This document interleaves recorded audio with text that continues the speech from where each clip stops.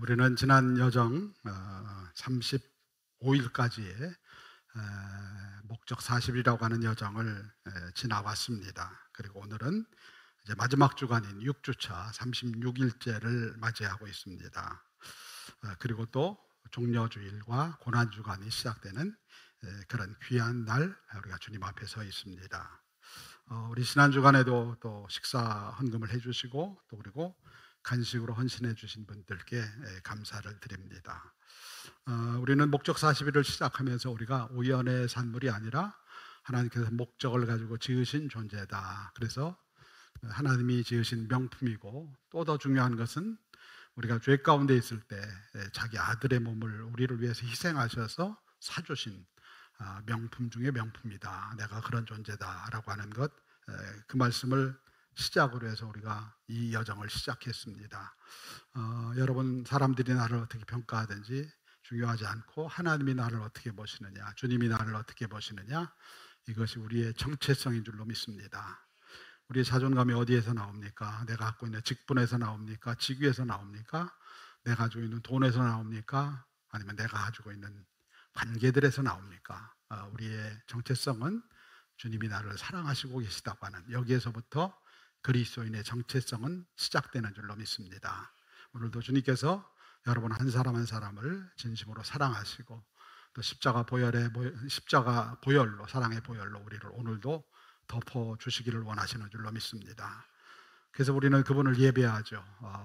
나를 이렇게 사랑해 주시고 명품 삼아 주신 주님을, 하나님을 찬양하며 경배하고 또 그리고 그분이 부르신 공동체 안에 들어가서 내게 주신 사명을 감당하기 위해서 또 서로 돕고 섬기고 부족하지만은 서로 부족한 부분을 채워주기 위해서 함께하는 그런 공동체, 목장, 교회 이런 것들 안으로 우리를 불러주셨습니다. 그리고 그 안에서 하나님의 자녀로 살아가도록 우리를 때로 훈련시키시고 또 그리고 우리를 섬기게 하시고 이런 것들을 우리가 교회 공동체 안에서 감당하도록 우리를 불러주셨습니다.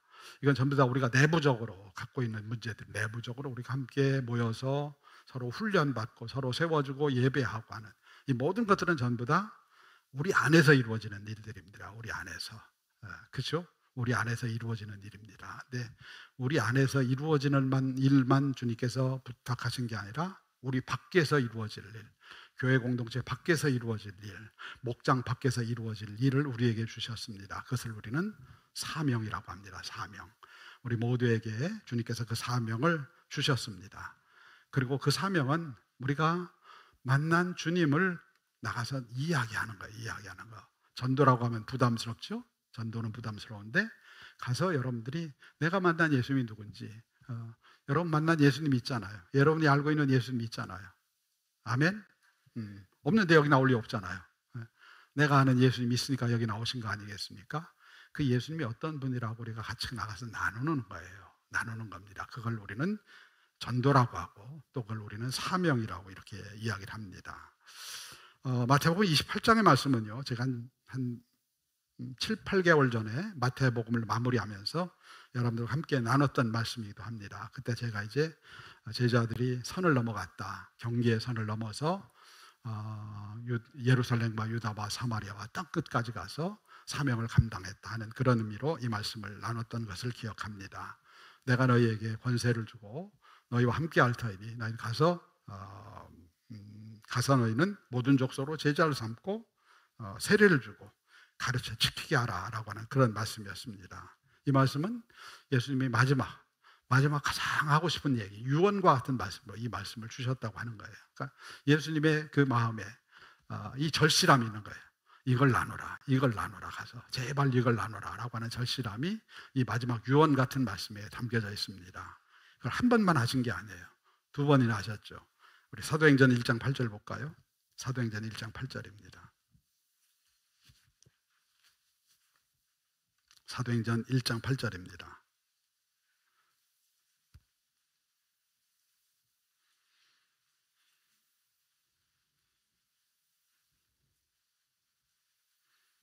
같이 읽겠습니다. 시작.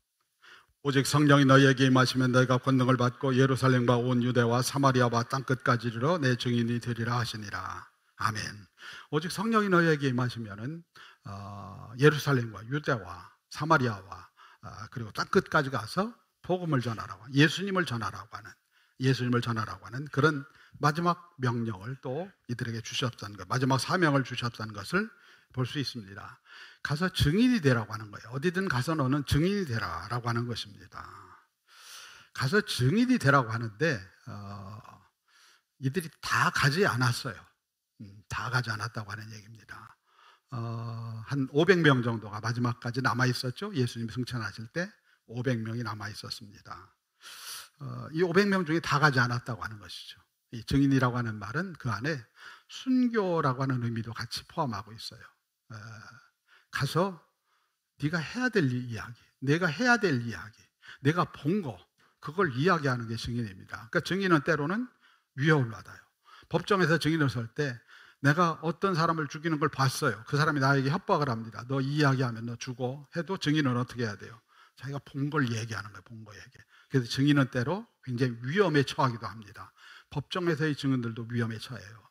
복음을 전하는 증인들도 위험에 처하기도 합니다. 이 말을 전하다가 생각지도 않은 큰 어려움을 당할 수가 있죠.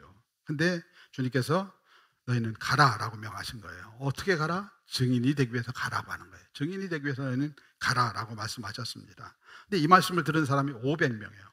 500명인데 이 500명 중에 간 사람은 120명밖에 안 됐다고 하죠.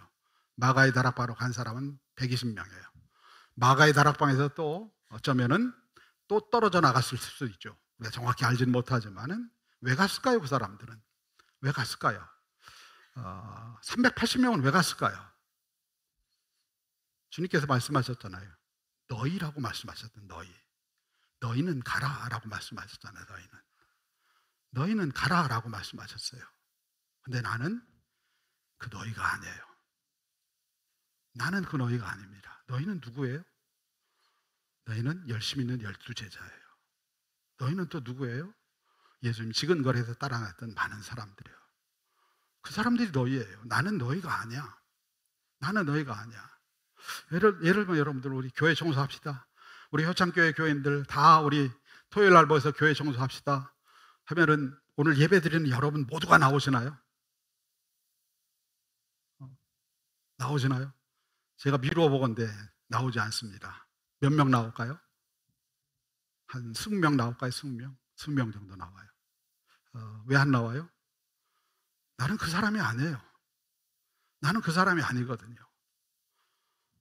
제자들이나 또는 열심히 있는 몇 사람에게 주신 말씀이 너희라고 했잖아요. 너희라고 했잖아요.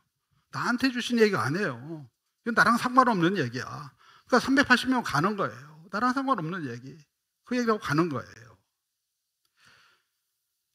이 말씀은 오늘 우리 시대에도 주신 지상명령입니다. 지상명령이에요. 주어진 지상명령이에요. 그러면은 이 지상명령을 받은, 오늘도 우리가 이 말씀을 받았잖아요. 이 말씀 받은 여러분들은 이걸 누구의 책임이라고, 누가 해야 되는 사명이라고 생각하십니까? 누가 해야 되는 사명이에요?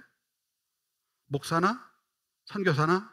이런 사람이 해야 되는 사명이지. 나는 그 너희에 들어가지 않아요. 너희에 들어가지 않아. 그건 그 사람들이 하는 거지. 전문 사역자가 하는 거지. 왜 내가 그 일을 해야 돼? 이 얘기 생각을 해요. 또 그리고 전도의 은사를 받은 사람들.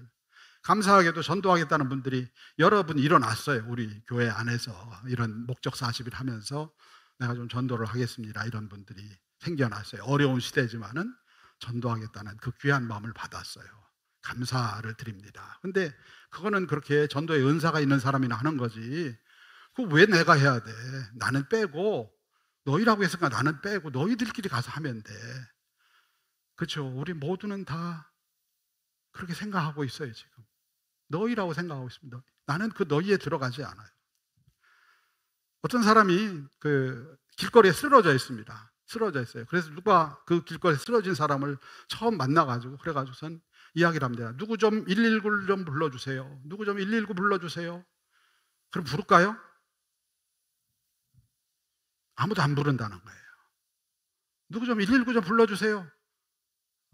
부르는 사람이 있긴 하겠죠. 일반적으로 이런 부르는 사람이 있을 텐데 대체적으로는 잘 안 부른다고 하는 얘기예요.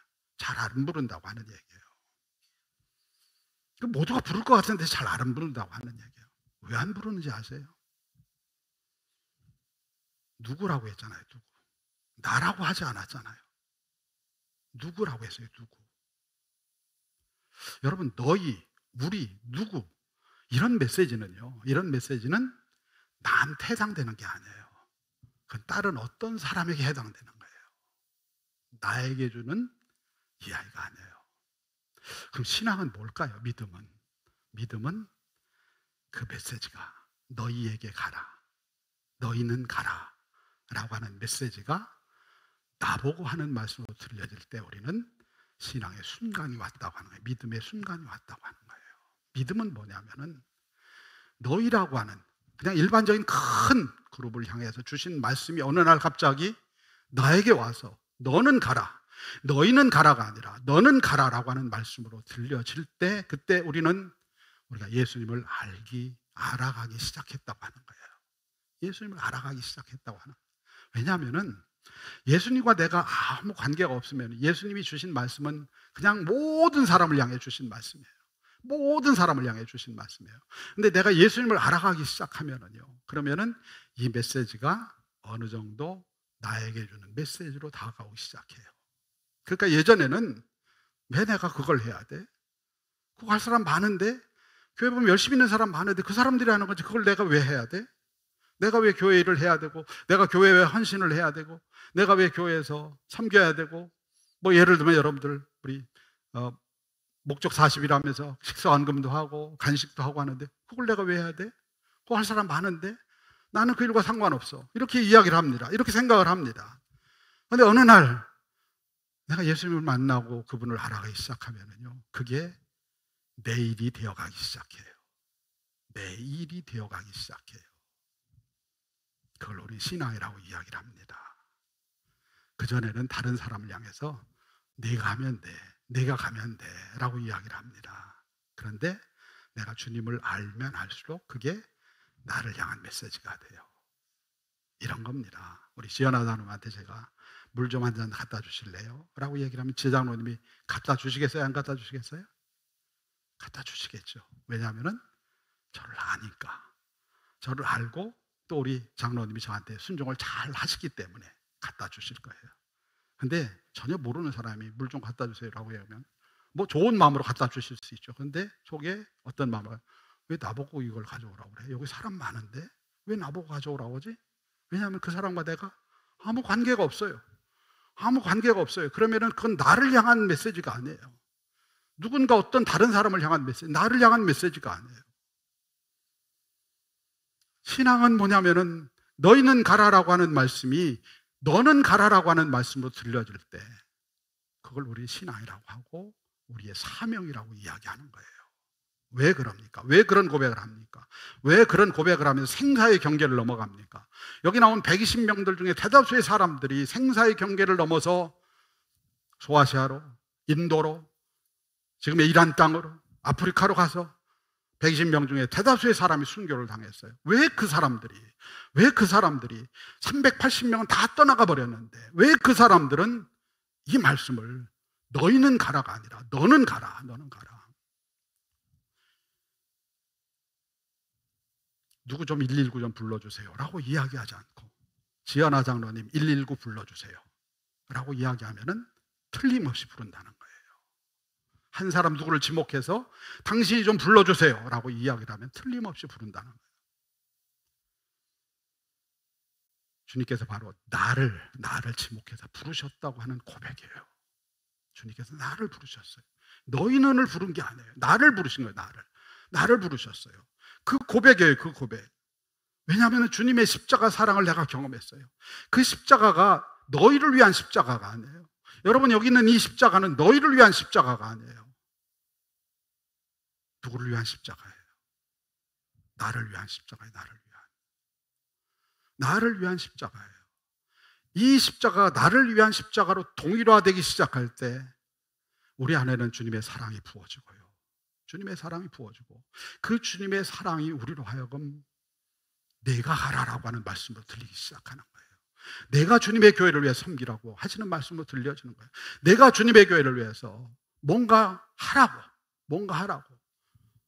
내가 주님의 교회를 위해서 뭔가 더 섬기라고 하시는 말씀으로 들려지기 시작하는 거예요. 은혜라고 하는 거예요. 이걸 은혜를 받고 나면은요, 그게 나에게 주시는 말씀이 돼요. 누군가 다른 사람, 어떤 사람에게 주시는 메시지가 아니에요. 너희라고 하는 큰 그룹, 우리라고 하는 큰 그룹에게 주시는 말씀이 아니라 나에게 주시는 말씀이에요.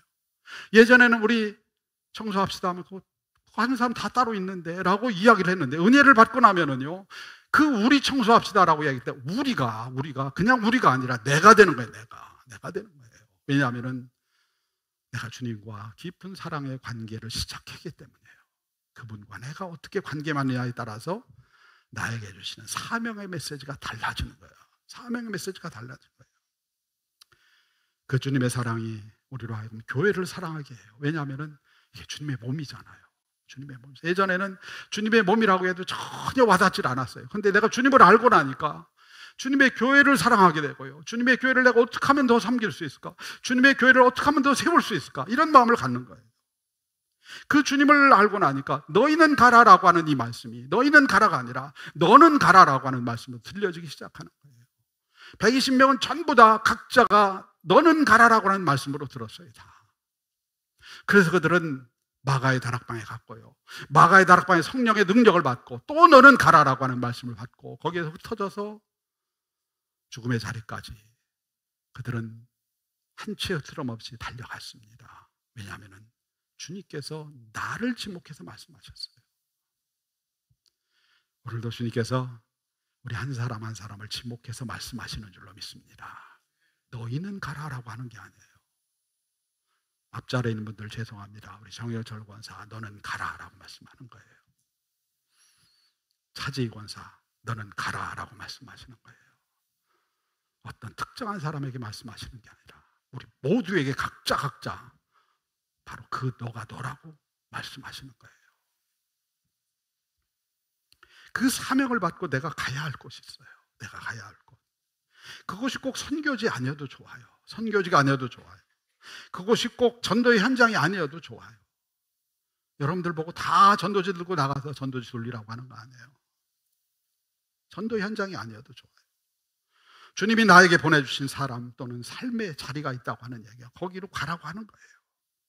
그리고 그곳에서 만나는 사람에게 내가 만난 주님을 전하는 거예요.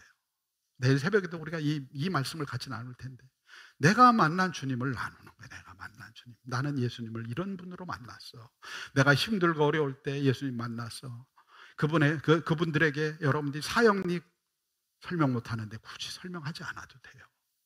여러분들이 십자가에 대해서 무슨 변증가처럼 잘 설명 못해도 좋아요.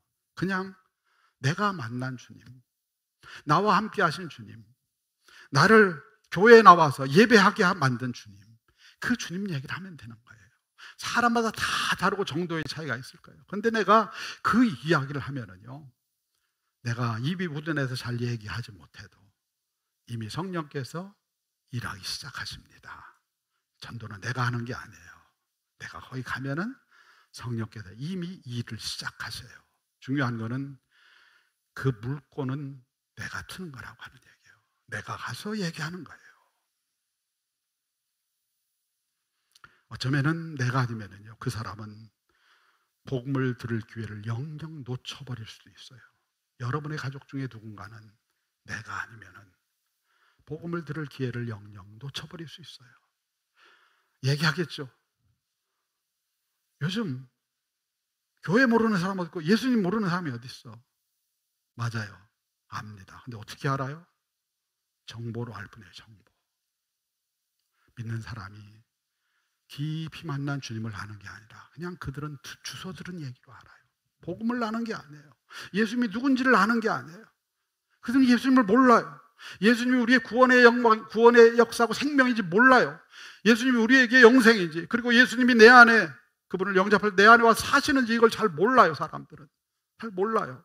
그리고 우리가 이 세상에서 지금 영적 싸움에 있는 것도 잘 몰라요. 아무것도 몰라요. 그냥 언론에서 이야기하는 교회에 대한 이야기들, 수많은 이야기들, 이런 것들이 그들에게 교회가 어떤 것이고 예수는 누구다라는 그런 엉뚱한 생각들만 가지고 있을 뿐이에요. 그들은 복음을 한 번도 들어보지 못했습니다.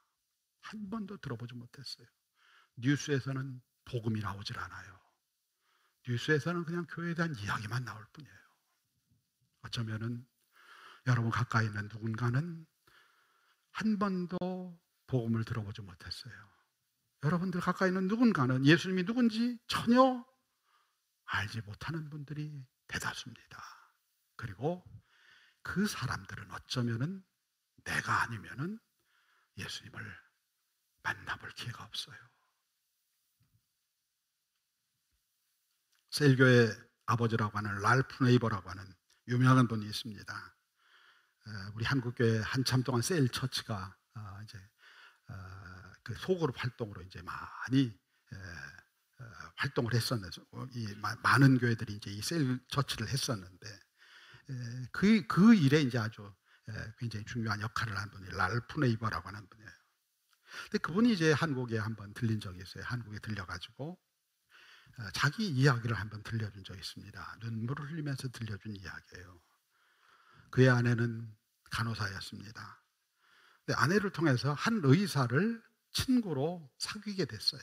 의사를 친구로 사귀게 되었습니다. 근데 그 의사는 종교에 대해서 전혀 관심이 없는 거예요.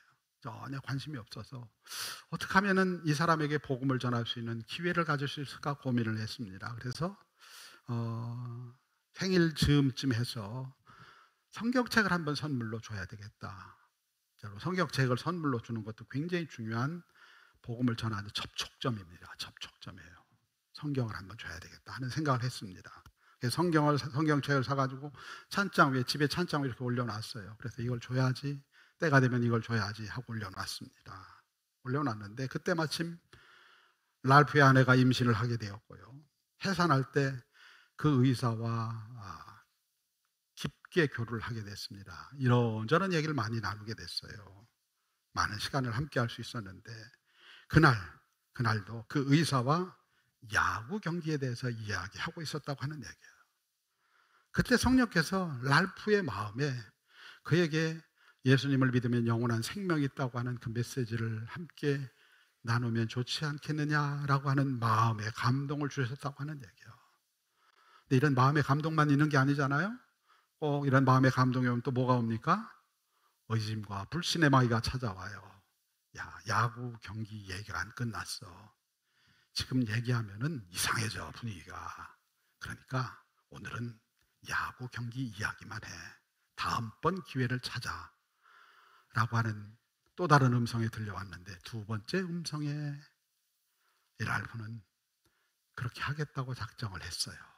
그리고서 다음날 랄프는 영국에서 있었던 빌리그레암 집회에 함께 참여하기 위해서 영국에 갔다가 3주 후에 돌아왔습니다. 3주 후에 돌아왔어요. 그런데 집에 돌아왔더니 침대에서 그의 아내가 펑펑 울고 있는 거예요. 많이 지금까지 울었나 봐요. 왜 우느냐고 물어봤어요. 그랬더니 아내가 하는 말이 그 의사가 죽었어요 라고 얘기를 하는 거예요. 아니 왜 젊은 친구가 갑자기 무슨 일로 죽었어? 도대체 무슨 일이야? 했더니 그가 수상 스키를 타곤 했는데 그날 수상 스키를 타러 갔다가 그만 스키에서 떨어졌다는 거예요.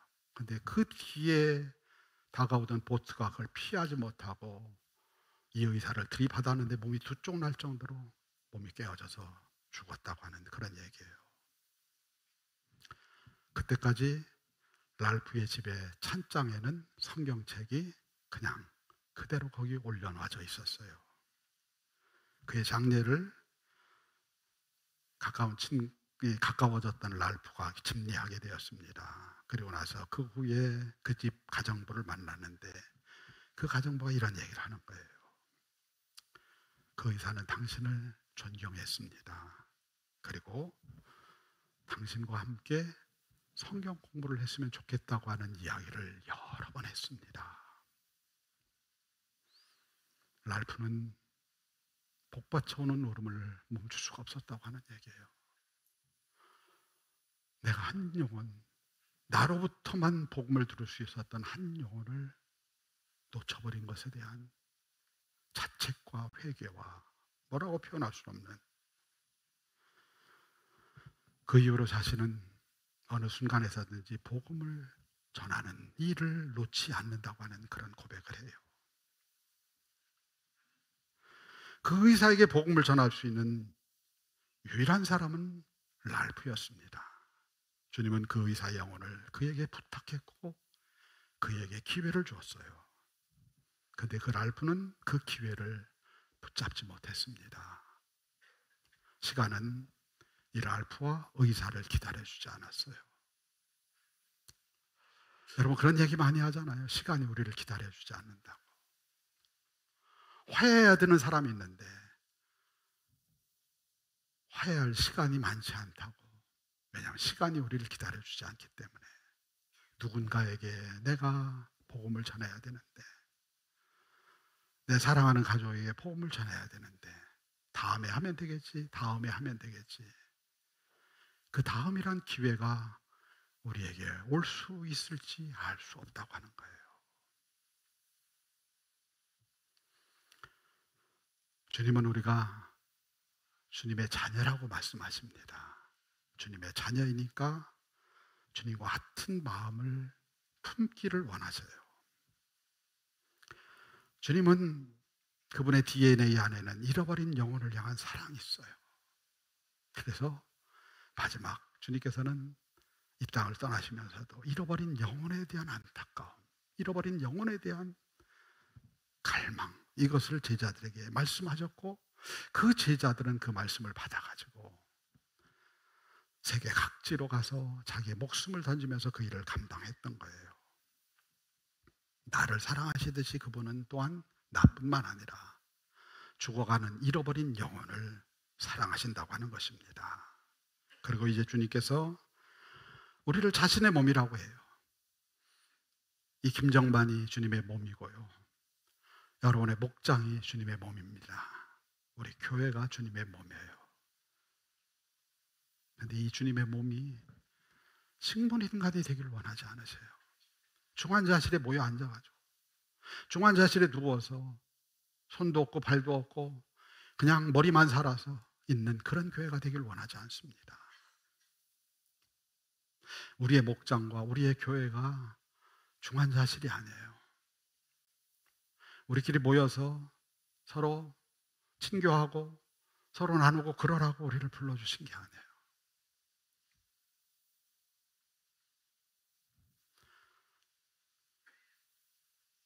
어쩌면 우리는 그래서 더 많은 영혼을 잃어가고 있는지도 몰라요. 우리는 은혜를 받기를 원해요. 우리는 사랑을 받기를 원해요. 주님의 신령한 임재를 원해요.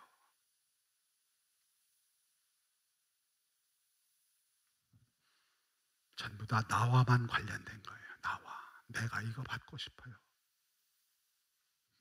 그러면 여러분, 은혜가 막힙니다.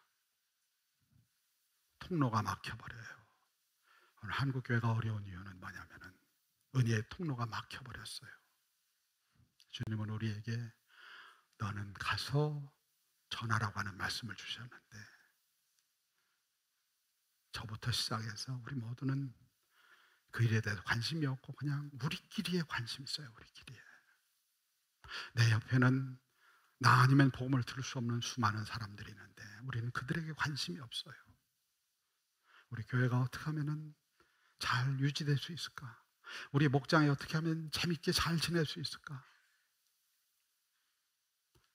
우리는 어쩌면 여기에 초점을 다 맞추고 있고, 그 사이에 우리는 우리도 모르는 사이에 중환자실에 누워있는 식물인간이 되어가고 있는지 몰라요.